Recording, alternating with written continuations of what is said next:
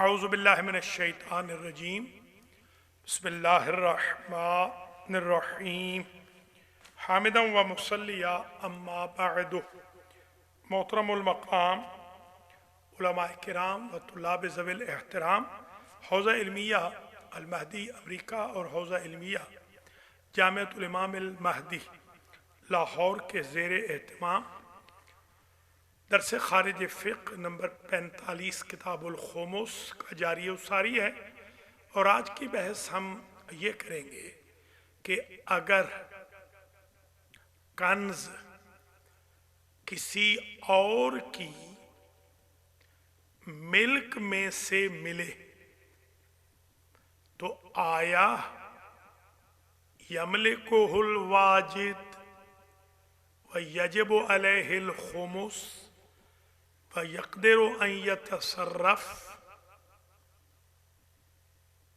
یا نہیں؟ یہ مسئلہ ہے آج کا۔ تو ہم نے اس فرض مسئلہ میں ایسے دیکھنا ہے کہ کسی اور کی ملکیت ہے زمین،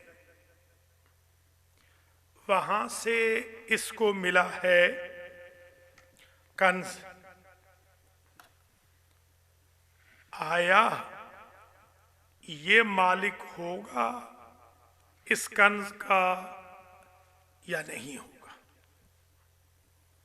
تو فرماتے ہیں اس میں القول المشہور یہ ہے کہ انہو لا بد من الرجوع الى البائع، اگر ڈھونڈے بائع کو، رجوع کرے بائع کی طرف، اگر مل جائے تو فبہا، نہ ملے تو یملکہ، مشہور کا قول یہ ہے، مل جائے تو مالک بائع، نہ ملے تو واجد۔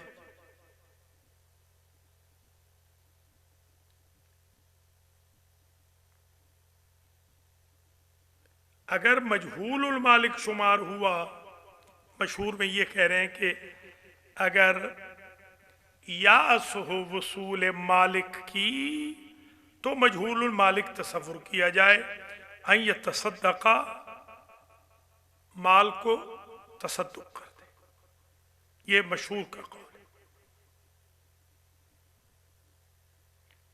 تفصیل یوں ہوگی، اگر مالک کو نہ پہنچے اور اثر اسلام بھی نہیں ہے، سکہ راج الوقت نہیں ہے، فالکنز لواجدہ، اثر اسلام ہے تو بعض نے کہا ہے لقطہ شمار ہوگا، بعض نے کہا ہے للواجد، کما قال استاذنا المشکینی رحمہ اللہ۔ عروہ میں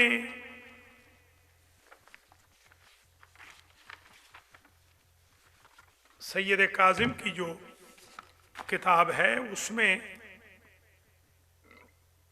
مشہور کو مانا گیا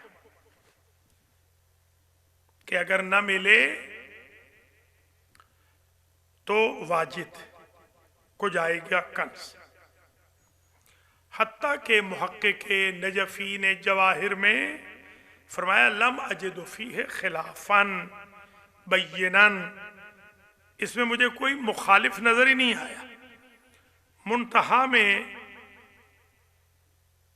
دعا العلامت الاجماع علیہ، یہ تو قول اول، پھر سمجھ لیں القول الاول کہ لا بد من الرجوع الى البائع، تفتش کرے گا،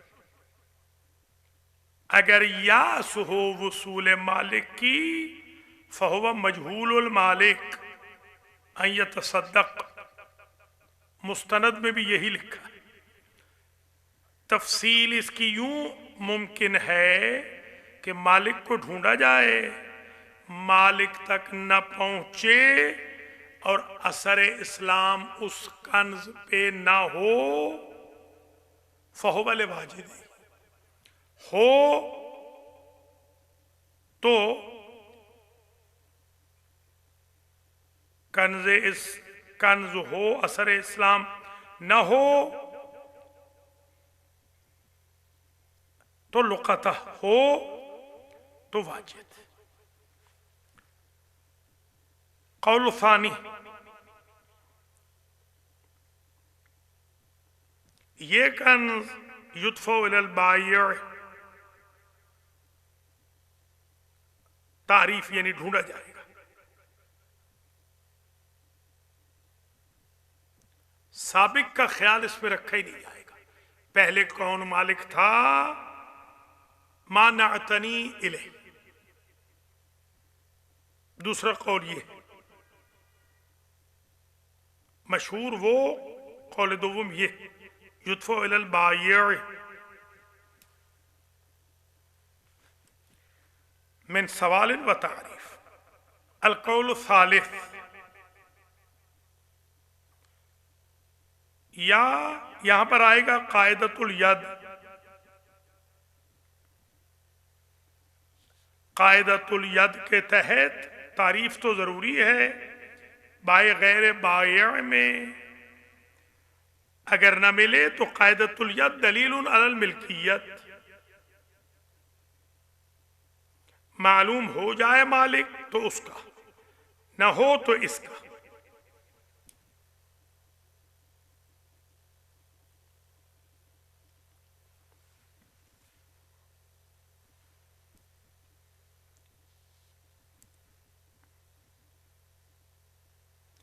عمدہ قول، جو اہم قول ہے وہ یہ ہے جو مشہور کا ہے۔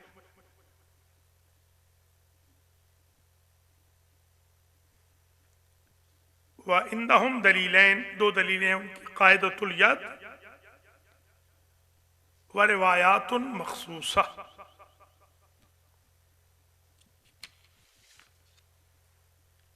بعض از بزرگان نے جواب دیا ہے کہ ان ید البائع علی الکنز بما هو تبعیتہ علی الارض، یہ جو زمین ہے بھائی اس کی تبعیت کو لے رہا ہے، مطبوع کو نہیں۔ یعنی اگر کنز زمین میں تھا اور بائع نے زمین خریدی تو تابع مطبوع ایک نہیں ہو جائیں گے، یعنی تابع الارض للارض نہیں ہوگا، بلکہ خزانے کا مالک وہی رہے گا جو پہلے والا ہے، اور زمین کا مالک یہ بن جائے گا۔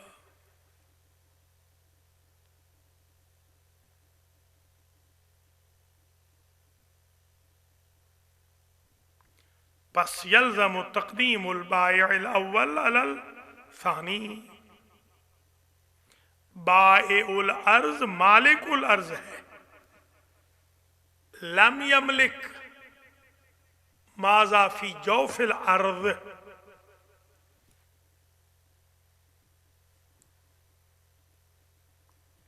اس کا بھی جواب دیا گیا ہمارے استاد آیت اللہ العظمی آغا مشکی نے، جب ہمیں یہ کتاب الخمس پڑھائی تھی تو اس کا بہت زبردست جواب یہ ارشاد فرمایا تھا کہ ان الامارۃ، ان الید امارۃ علی ملکیت ما کان تحت یدہ، یعنی ظاہراً کانا او باطن الارض۔ انہوں نے فرمایا تھا انگور، کھجور، گاجر مولی، شکرکندی، माल्टा, संगतरा, बाज जमीन के ऊपर होने वाले पौधे, खेत, हिंता, शाइर, जौ, गंदम, जौदर वगैरह, या जमीन के बीच में पड़े हुए सीबे जमीनी, आलू वगैरह, शलजम, ये सब कैसे जमीन की मिल्कियत में है? कंज भी ऐसे ही है, कंज भी ताबे है।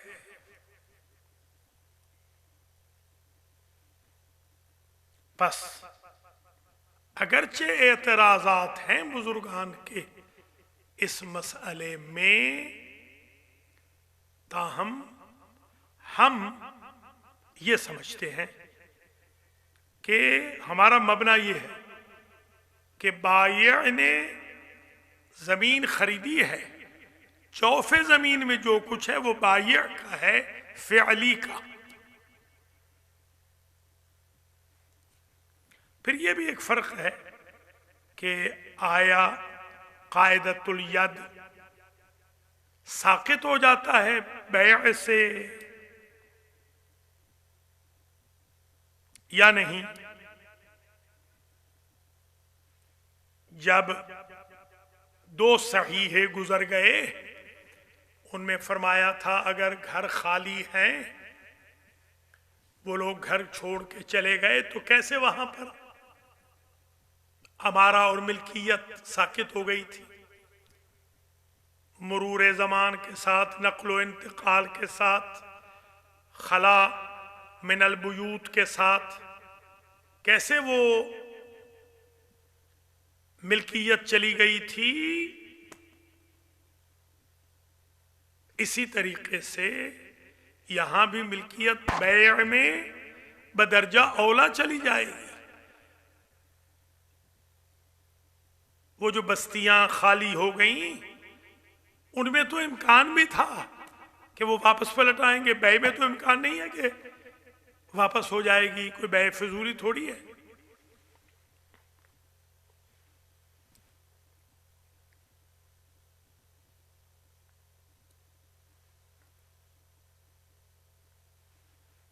जैसा कि हम आज उसूल में पढ़ रहे थे कि दरअसल मुआतात ही बैय थी, ये सीगा वगैरह तो बाद में आया, उर्फ वाली ही बैय थी, गिव एंड टेक, दादो सितत। ये तो अब आया है कि बे तो इश्तराई तो इजारा बस दे देना ले लेना काफी था। अजर तो अब आया, अभी भी कहाँ रवाज है। अक्सर जगहों में तो आज भी सीगा नहीं पढ़ा जाता। बस अल-हक वल इंसाफ ये हुआ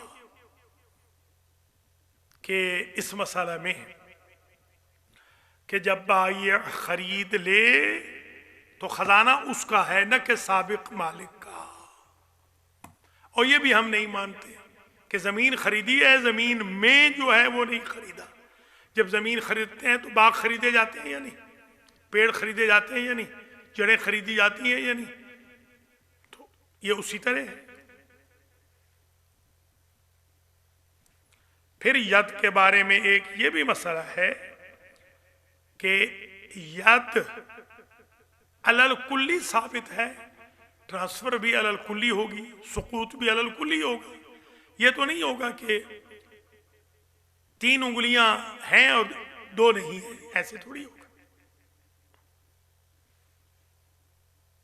जैसे इतलाकुल जुज़ अलल कुल होता है कि जो हाथ यतीम के सर पे फिर जाएगा तो उस हाथ को अल्लाह जहन्नम में नहीं जलाएगा। क्या मतलब है कि हाथ को काट देगा? वो जो सहीहतैन थे उनमें कैसे मिल्कियत चली गई थी खरेबा में, इसी तरीके से यहां पर भी मिल्कियत चली गई। आज का दर्स इतना ही है, खुलासा बयान करें एक दफा फिर और आपसे इजाजत लें। दर्स नंबर 45 में हमने ये पढ़ा, अगर किसी और की मिल्कियत हो, किसी और की मिल्कियत वहां से खजाना मिला है, अगर तो ये बायअ है واجد تو اس کا ہوگا مختار قول یہی ہے، اور اگر بایع نہیں ہے اور اثر اسلام ہے تو یا لقطہ ہوگا یا واجد کے لیے، مالک نہیں ہے اثر اسلام بھی نہیں ہے فہو لواجد ہی۔ علماء نے اس پر، اس مشہور قول پر اجماع کیا ہے، اختلاف اس میں بالکل نہیں ہے، اگرچہ الاقوال فی المسئلہ بہت زیادہ ہیں۔ ید سابقہ ساقط ہوتا ہے یا نہیں؟ ہم کہیں گے بالکل ہوتا ہے، جب بستیاں اجڑ جائیں تو ہوتا ہے، تو بیع و شراء میں کیسے نہیں ہوگا؟ اور اگر کسی کی ملک ہے تو ظاہر ہے کہ کنز بھی اسی کا ہوگا، واجد کا نہیں ہوگا۔ مجہول المال ہے، تفتیش کر لی ہے، مالک نہیں مل رہا ہے، تو اس کا ہوگا بشرطے کہ اثر اسلام